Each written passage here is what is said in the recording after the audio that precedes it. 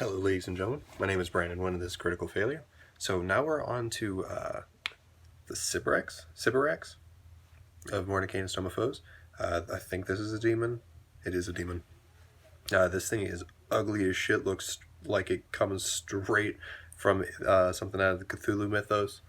It looks like that foul thing. See that there's chains and stuff like that. I don't know what the chains are specifically for. I don't know why they would be chained to a place like that. Also, wouldn't they just break off is my thought, but they look like they belong in the Cthulhu mythos, to me anyways. These things literally are basically monster spawners from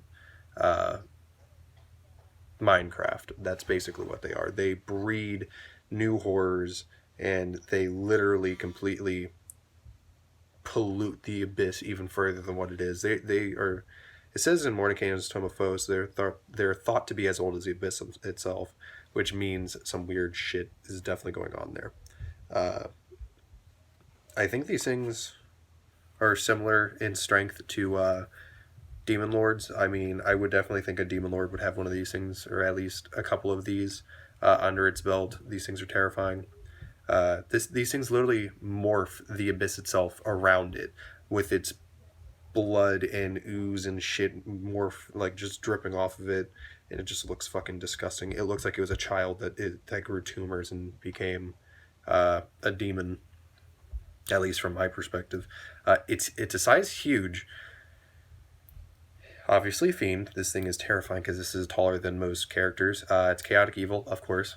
It has an armor class of 19, which is natural armor. Imagine this thing having armor onto it. That would be even worse. It has an average hit point count of 150, but it's 12d12 plus 72. That seems unnaturally low for me. I would have it way more than that. Movement speed of 0 feet, but a flying speed of 20 feet, but it's hovering, so I would say I think the chains would have to move and basically crawl like some sort of way. That's, at least from this picture, that's what I would have it as. It has wow, this thing can actually lift.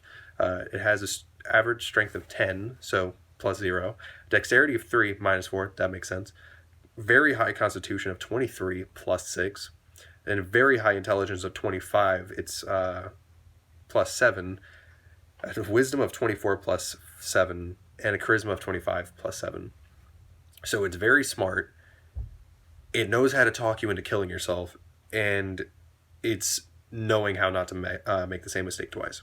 So really high stats, and it's super healthy for the fact that it's bleeding profusely and just noxious. Yeah. Its proficient saving throws are intelligence, which is a plus 13, and a charisma, which is a plus 13. Its proficient skills are arcana, obviously, plus 13. History, makes sense, plus 13, and perception, plus 13. Damage resistances are cold, fire, lightning, bludgeoning, piercing, and slashing from non-magical attacks. I am surprised by how little of these actually don't have necrotic as damage resistances or immunities. Like, I would imagine demons are immune to necrotic damage for the sheer fact they're fucking demons. That's just me anyways. This makes sense. It has damage immunities to poison and its condition immunities to poison. I would say these things should not be able to fall asleep. Like, you cannot just cast a sleep spell on this thing and just like poof and then it's asleep. Like, I don't see that. Like, this thing looks like it's way too powerful for that shit. And charmed. It can be charmed. How can you charm this thing? Like, this thing, how can you charm that? Why would you, like, a bard would have sex with that. That makes sense, but like anything else. I not even a bard would have sex with that, actually. Like, this, most bards have common sense not to fuck something that ugly. But apparently you can charm it. Condition immunities, again, poisoned. Senses true sight up to 120 feet. Never mind, I was going to say something, but I realized I was wrong. And it has a passive perception of 23. It has... It knows all languages. That actually kind of makes sense. And it has a telepathy up to 120 feet. And it's a challenge rating 18, 20,000 XP. It knows all fucking languages. That really means it's as old as the abyss itself. And I don't know why it's like... It's not cold in my room, but I have a jacket and a shirt on. It's like 100 degrees outside. I don't know why. I'm just used to wearing two layers on my torso, I guess. One of its natural abilities, contamination. This Sibriex emits an aura of corruption 30 feet in every direction, so it's a AoE. Plants that aren't creatures wither in the aura, and the ground in it is difficult terrain for other creatures. Holy shit. Any creature that starts its turn, the aura must succeed on a DC 20 con save or take 1446 poison damage. A creature that succeeds its save is immune to the Sibrex's contamination for 24 hours. That is actually very useful. It has innate spellcasting. At will, it can... oh, wait, I missed a lot. Charisma is its spellcasting ability, and its spell save DC is 21. It knows these spells at will. It knows Charm Person. Charm Person. It can look at you and make you not want to fight it. How? Like, what the fuck? How? I could see it being like... more like, fuck, what was it? I forgot the word. I'll come back to it eventually. Hopefully by the end of this video. If not, I'll just fucking look retarded. Command, that makes sense. Spell magic, that makes sense. And hold monster, that makes sense. All those at will. 3 times a day, it can cast Feeble Mind. I'm not 100% sure what that spell is, and I want to look it up. Legendary Resistance, you can use that 3 times a day. If the Sibriex fails a save throw, it can choose to succeed it instead. Magic Resistance, it has advantages on saving throws against spells and other magical effects. I'm still trying to think of what that other thing is. God, I'm just reading the attacks now and just Squirt Bile. Multi-attack, the Sibriex can use Squirt Bile once and make 3 attacks using its Chain Bite or both. I say use whatever attack you want at once. If you want to just squirt that bile on someone multiple times, go right ahead. Chain. It's a melee weapon attack, +6 to hit, reach of 15 feet. That makes sense. 1 target. I would say depending on how close the targets are, you could possibly hit 2. Like, just do half damage on the next one. It does average 20, but it's 2d12 plus 7 piercing damage. I would use bludgeoning damage if you decide to do 2 creatures getting hit. I would say use bludgeoning damage for the other one and half it. It has a bite attack, which is +6. It's reach of 5 feet. 1 target only.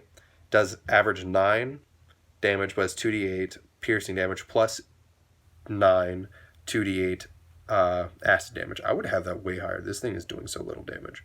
I would have it doing like 4d8 acid damage.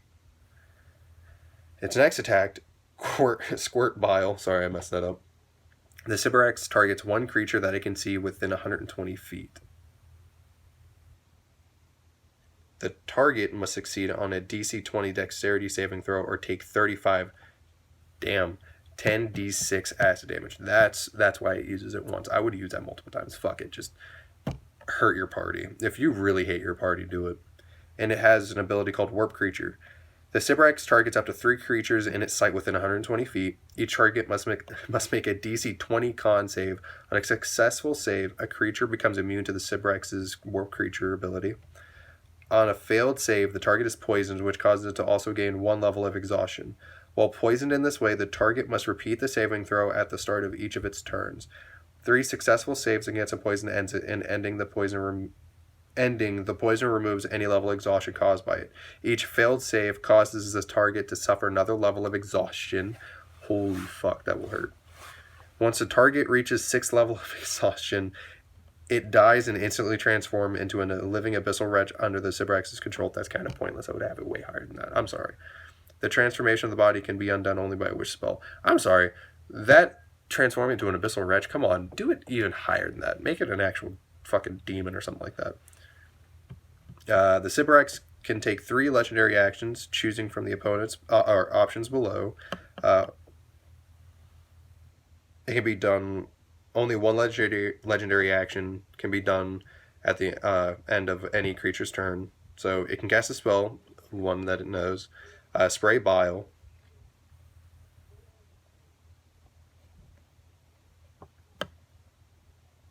Wow. If you do what I do and just use 3 Squirt Biles and then that one. And then the Warp, it costs 2 actions, so you're going to do only 2 of that. That kind of sucks. That really, really does suck.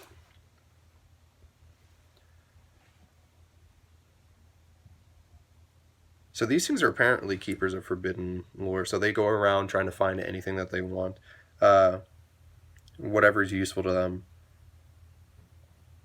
They even try to get in like lore and knowledge about other demon lords, which would be really good. And it says right here, some Sibrexes act as advisors and oracles, manipulating demons into serving their ends, while others cling to their secrets, parceling out lore only when doing so advances their plan. So basically, I can see these things trying to become a demon lord, which in reality, with how many layers to the abyss there is, I'm surprised that they haven't come out with a demon lord that is a Sibrex. And these things literally make demons. Mm-hmm. And there's like a billion abilities for its flesh warping variant, but that's a lot to go through. But yeah, that's incredibly terrifying that these things literally can change you. I would say that the second that you start fighting it, you have to make that save, and that's not even within 30 feet, just within combat. So yeah, unless you're like a mile away from it. But yeah, that's a Sibirex. Completely fucking terrifying. So monster spawner from Minecraft times a million because it's hell on chains. I'm sorry.